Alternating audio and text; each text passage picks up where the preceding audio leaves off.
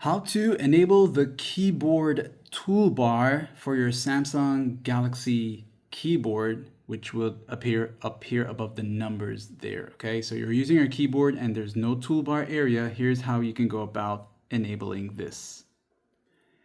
If you're using your Samsung keyboard as the default keyboard, the only way to enable the toolbar is by going into the main settings, tap on the settings icon right here, then from here, go down the list, and you're going to where it says General. You can also type in Samsung Keyboard in the search bar.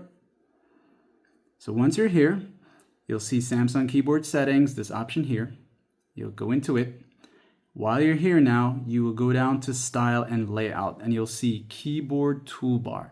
By turning this on now, you will notice if I go here now and I go ahead to type, you'll see this strip bar right here with all the other options, which will grant you access to the clipboard as well as the settings icon here. So every time I'm about to start typing, now the toolbar will show up here as well as these three dots here to give you more modes and options for your Samsung keyboard.